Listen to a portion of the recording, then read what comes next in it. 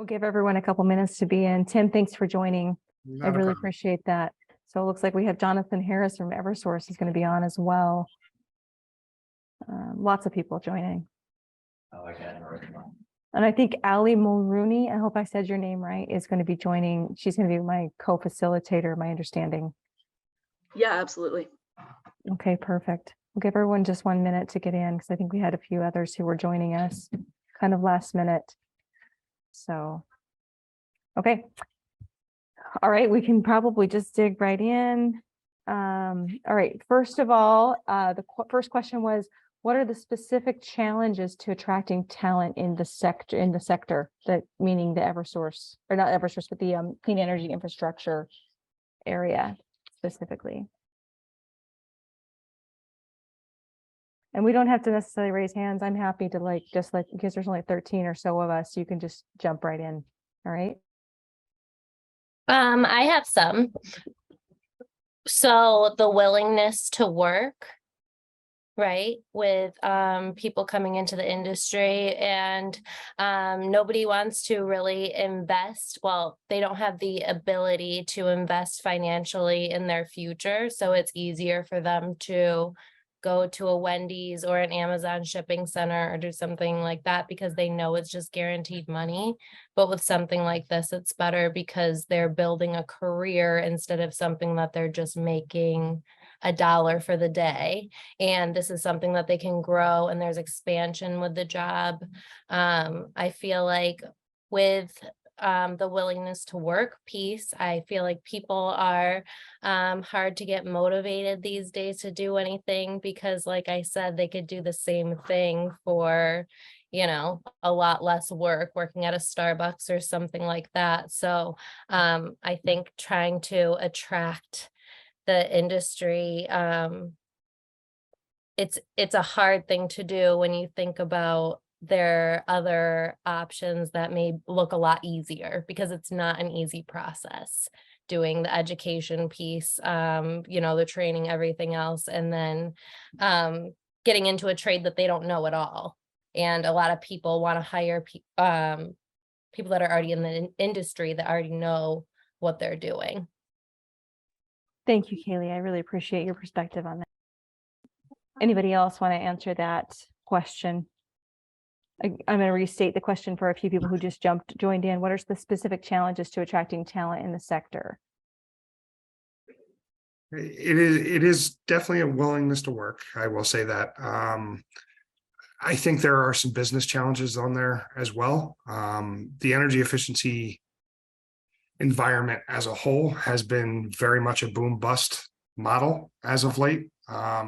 It's hard for businesses to truly reinvest when 1 year we're told to ramp up, and then the following year we're told to, hey, pump your brakes, there's not enough money.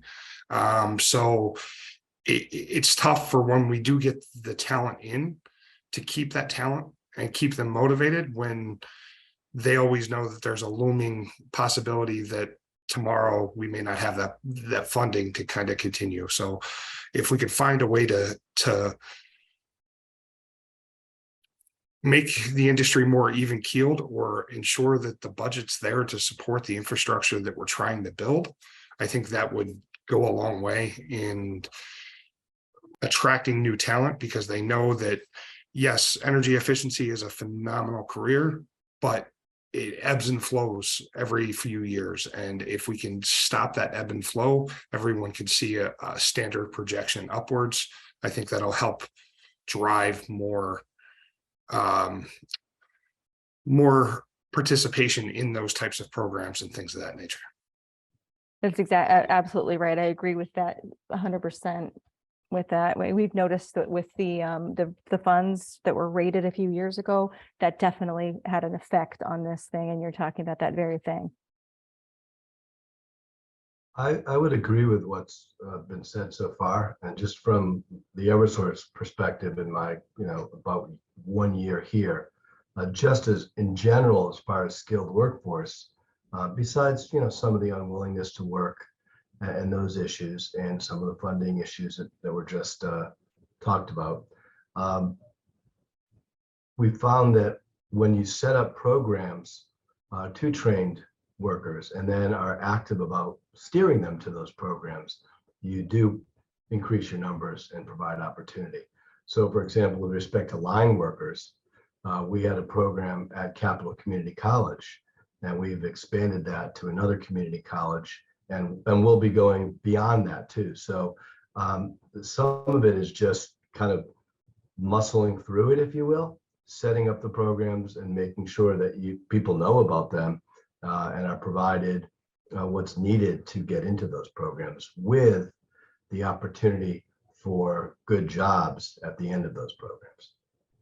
I have a question for you specifically, Jonathan. Is there, do you have a mentorship program set up from that where they have a connection directly to being a line worker? What is the process? I'm curious. I don't know the details of the process because I'm a regulatory affairs person, but I will tell you, yes, I mean, I saw statistics back when we were on a panel. I think Kelly might have been involved with that, with the Board of Regents too, that through internships and through pathways from those programs, we do hire a lot of people. So there definitely are some, more formal pathways from training to work. Thank you. I think that's really important to have those contractor mentor connections in order to have a real job. And they see that modeled from the very beginning, that there's an actual place for them to be, instead of, oh, you're getting these certifications or whatever. Are you actually going to be connected to a real job, and who's really doing that connection? Yeah, I think these are really great points that everyone's making here. And, we've talked a lot about challenges over time. And as the unemployment rate goes down, which we're back just about to pre-pandemic levels here, the talent pools, we really need to look at those non-traditional talent, people who aren't in the labor market currently or have never been in the labor market. And to your point, Kayla, some of them have more challenges and barriers, and motivation to work can always be one of them. But I look at, the program that Energy Efficiency for All runs, and the level of motivation is almost inspiring when you're sitting in the classroom, and the students are starting to really understand that this isn't just a job, but it's taking ownership over their lives, and it's life changing if they're ready and willing to really fully engage and do the hard work. And I think that's why this program has had so much success, is because it's really focused on, I feel like almost the technical stuff is secondary. It's the mechanism for which you deploy all of these other more important kind of aspects of the training programs that you do. And as we look at, bringing more people into the world of work, we don't have enough people who are looking for jobs and want jobs to fill all the jobs that we have. And we have a skills mismatch as well. So we really need to take people who might see themselves as just going down the easy track. Like, I'm just going to go to the convenience store on the corner because I know my Uncle Joe goes there every day and he knows the owner and he can get me a job for a minimum wage working part-time, to being able to find a program that really motivates you to change your life. And the purpose of Career Connect and the platform that we've kind of built out here is a place where people can engage easily and find these opportunities easily. In the past, these programs, as you all know, have been up and down and up and down, and we have it available now, but we don't have it available then. So where do I go if it's not available now? We have this platform. And then I also see, specifically in this industry, all the infrastructure dollars and all of the money that's coming down for energy efficiency and moving out of, our traditional oil and natural gas, but into heat pumps and all of these other things that are going to be really important for the industry as a whole, on top of looking at solar and these big organizations that are coming into Connecticut to build wind farms off the state. Thank you, Kelly. I really appreciate that. Along with that, I want to say when we look at it, we want to make sure they have the tools in their heads, in their hearts, and in their hands. because we make sure they have all of those things in order to get to the job. That's so in their heads and their hearts and their hands, it got to happen. So we're going to move on to that next question. Speaking of, so she was talking about the challenges of hiring non-traditional talent. What are some of the solutions? In particular, what can employers do? And are there organizational changes employers need to make to bring on non-traditional talent?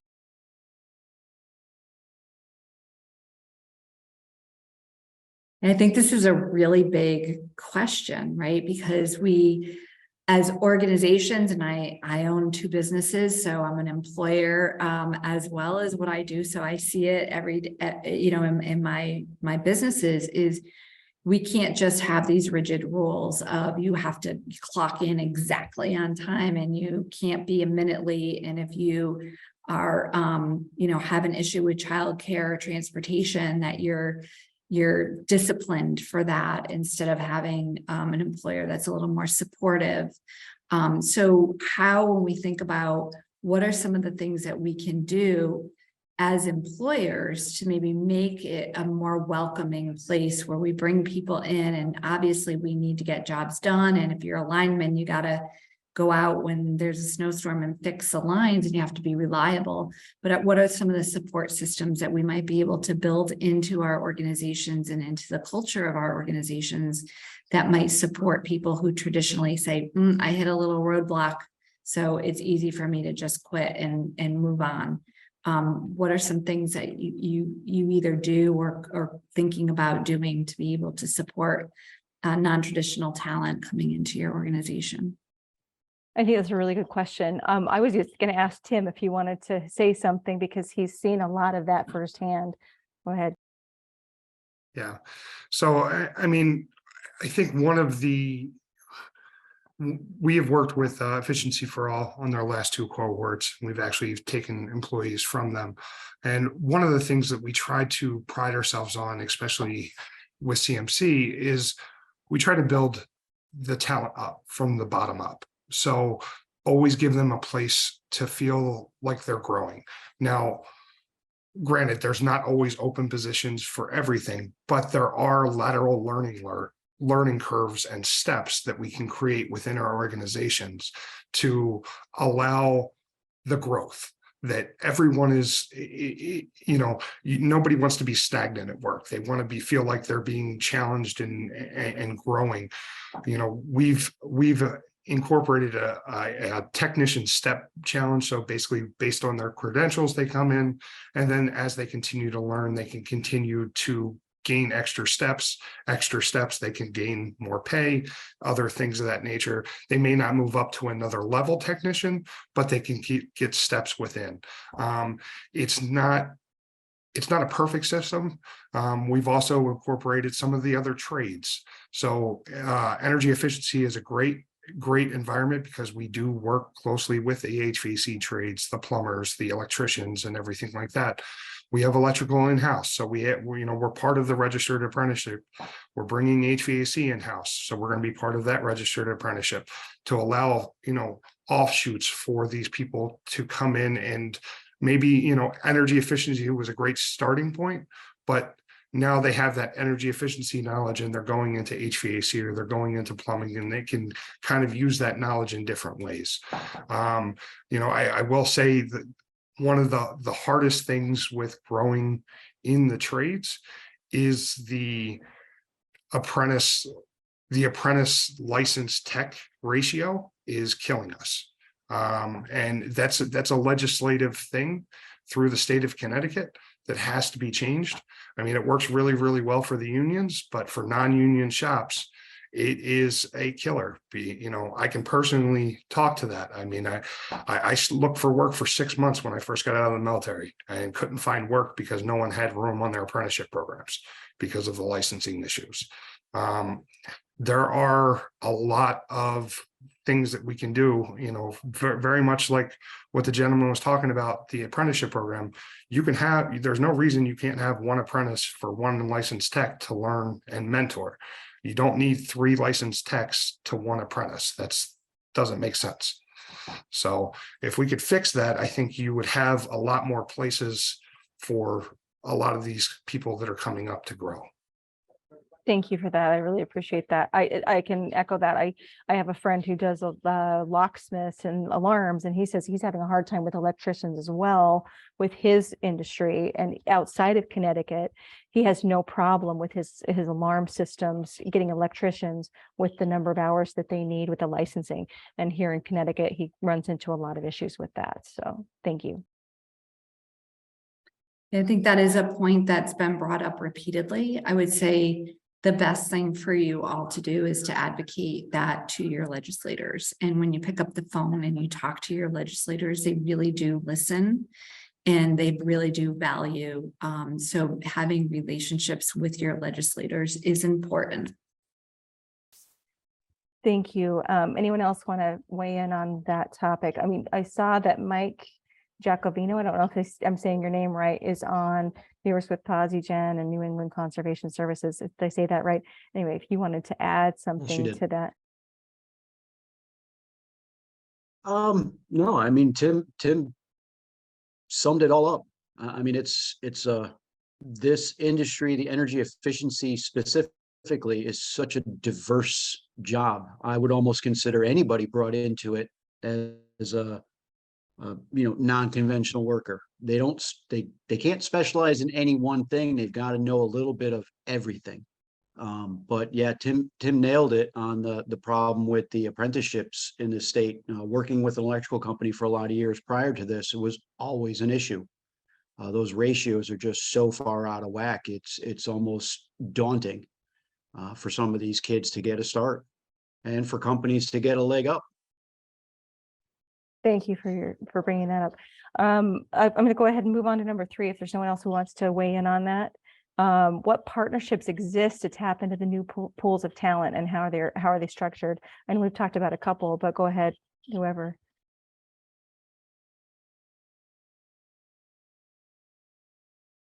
I will say the partnership with Efficiency for All has been phenomenal for us.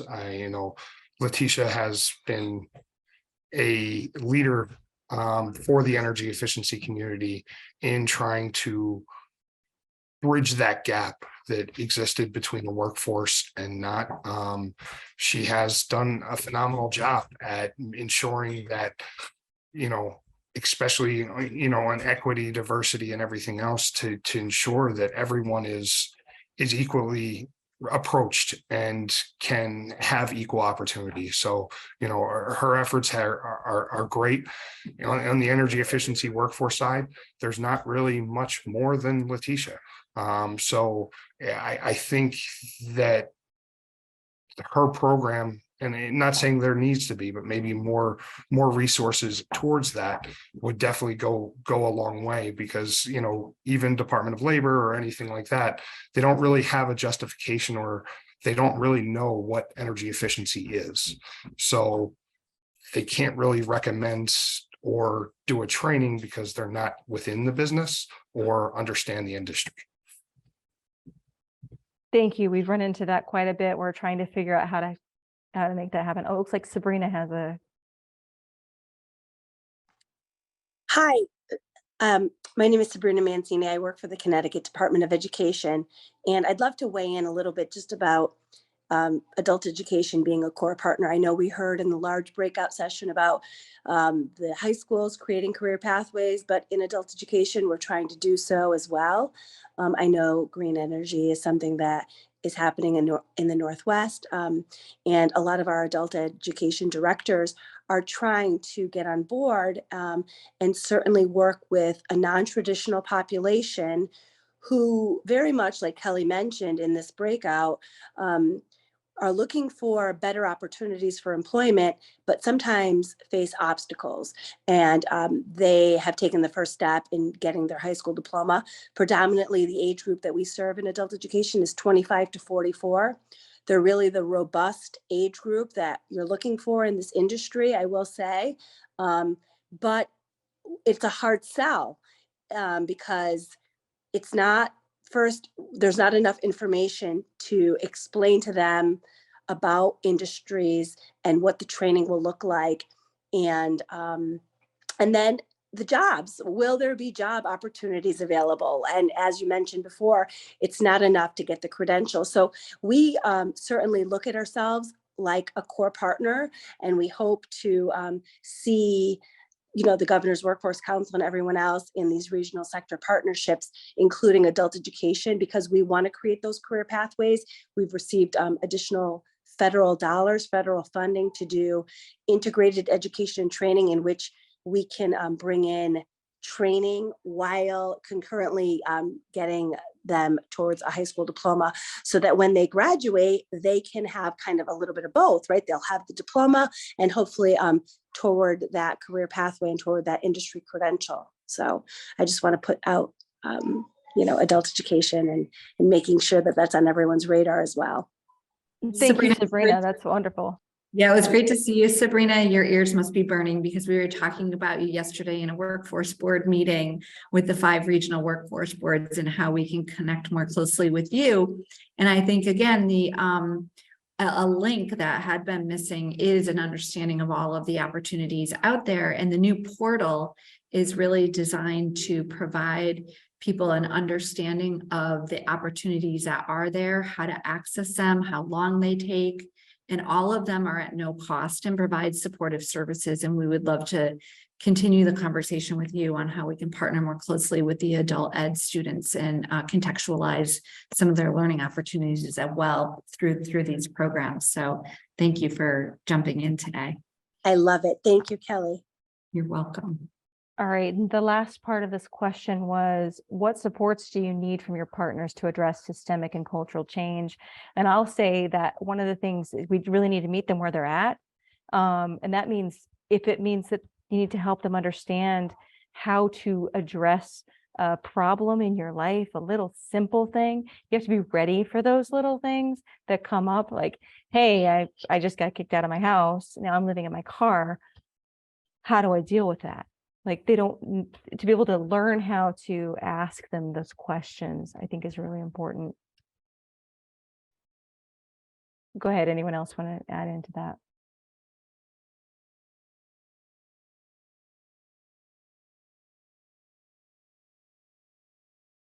I think this is just a really challenging question.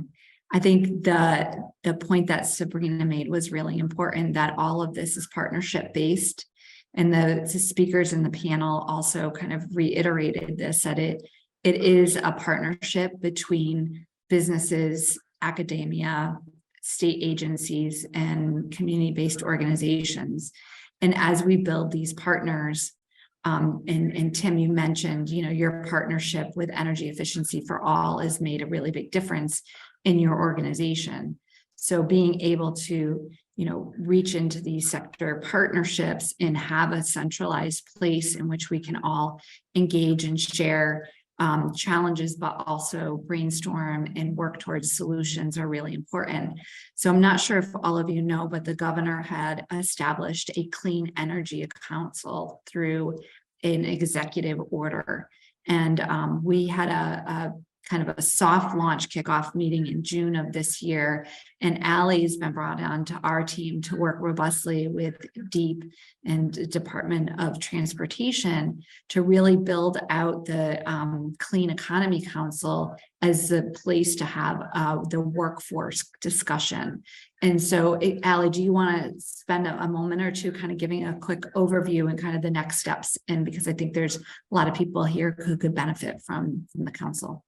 Yeah, absolutely. And thanks for bringing that up, Kelly. When we're talking about partnerships and bringing businesses to the table to sort of identify what the needs are and sort of understanding the workforce is extraordinarily important. Sorry about that. But the council is going to be comprised of major stakeholders from businesses, community-based organizations, and state agencies. And it's going to also have 4 working groups to really get into the nitty-gritty of what's needed. Those are going to be clean energy, EV and transportation, efficiency and mitigation, and resilience and sustainability. And it's really just going to bring the stakeholders to the table to make sure that we're able to address the workforce needs in this growing sector. And OWS is also trying to take part in talking to stakeholders about offshore wind, and really just understanding what the business needs are before we sort of relaunch this council. Thank you. I appreciate that. Does anyone else want to weigh in on what Ally said or anything else that was said before?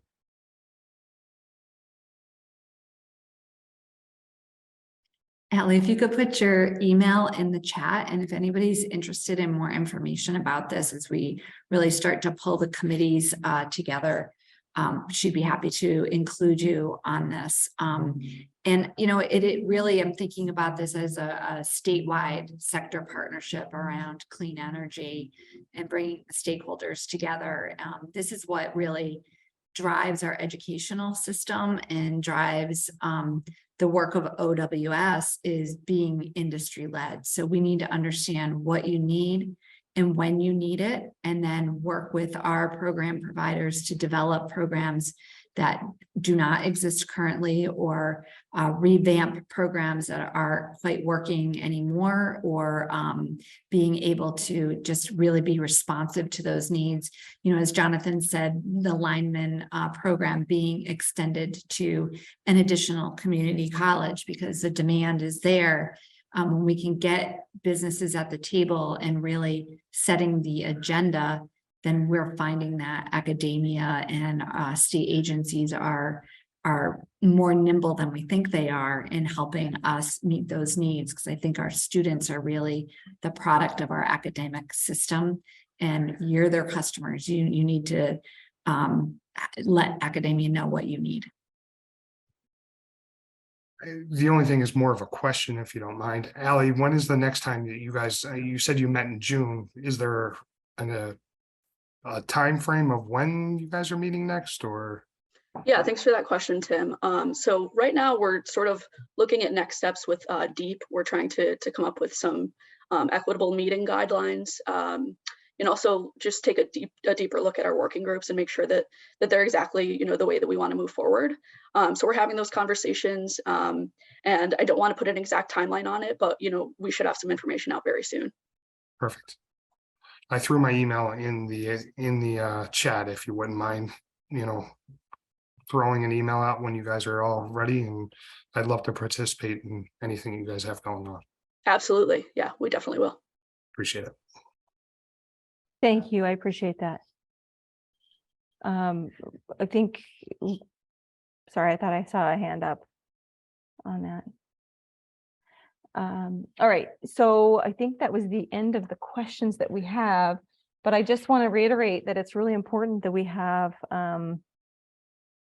we bring all the different people to the table so they understand what's happening, and we have an opportunity to really have that DEI focus, because as I can see on this panel, there's not a lot of people of color, and I think that's important to think about when we're looking at this. Consider I'm a very white woman sitting on this panel, and I feel like it's very important that we talk about how that's one of the ways that we're able to connect with communities that are disadvantaged and underrepresented, is we go to them who are already in the industry. And I know of several, but they're probably, a lot of them were able to join us because they were working so hard because they don't have enough people to be on the job site.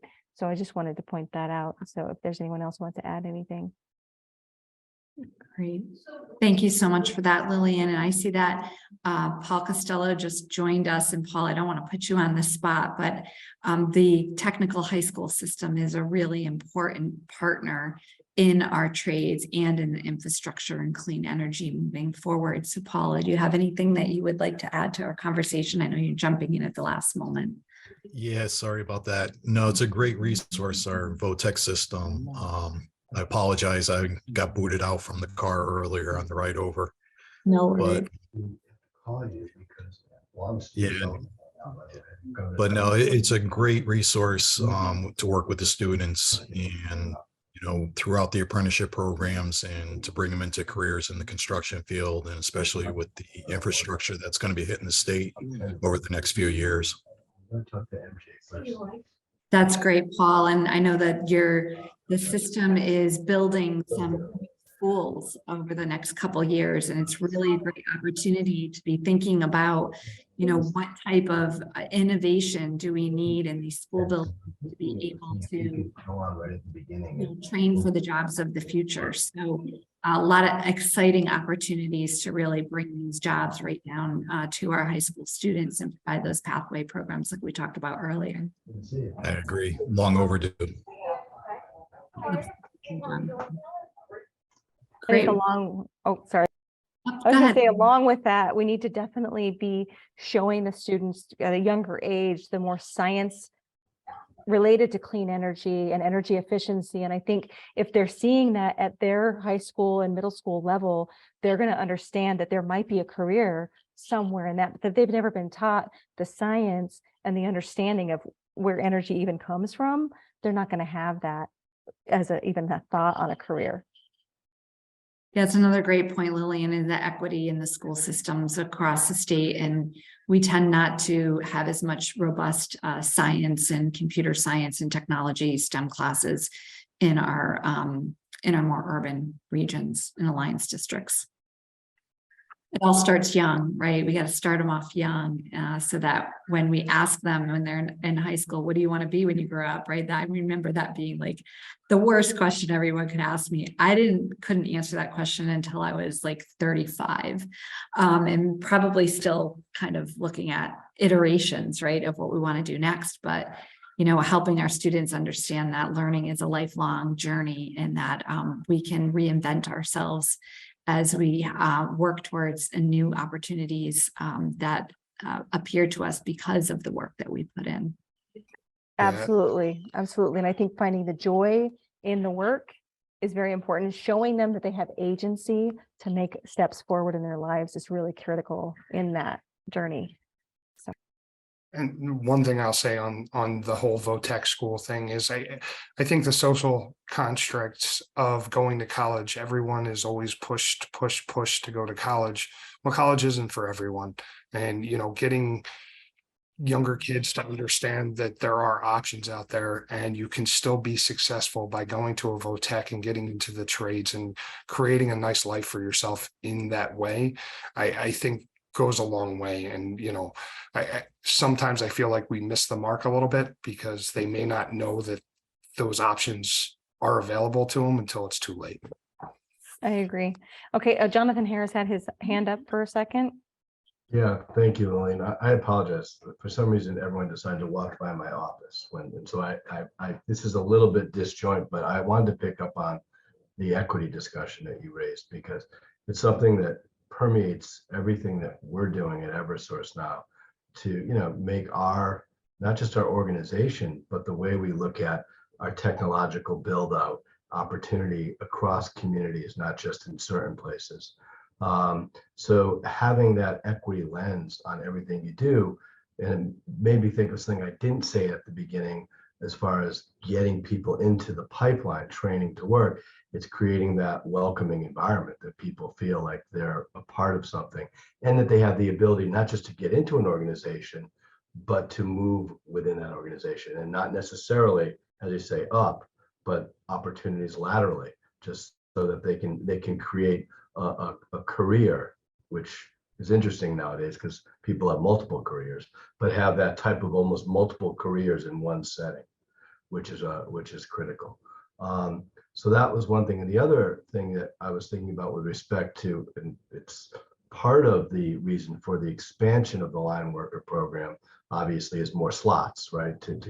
Because the demand is there. But we also made sure that we did one not close to Capital Community College, but it's going to be down at Housatonic, and we're looking at one in Bridgeport. We're looking at something in the Waterbury area, because you do also have to, with people having, you know, life challenges, being busy, transportation challenges, be able to put programs and pipelines in places near them so that they have the ability in their busy lives to take advantage of it too. Thank you, Jonathan. I really appreciate that. Very important points that you just made. I'm not sure. I think we were supposed to end at 4:45, but did they change that? You're on mute. Sorry, Kelly.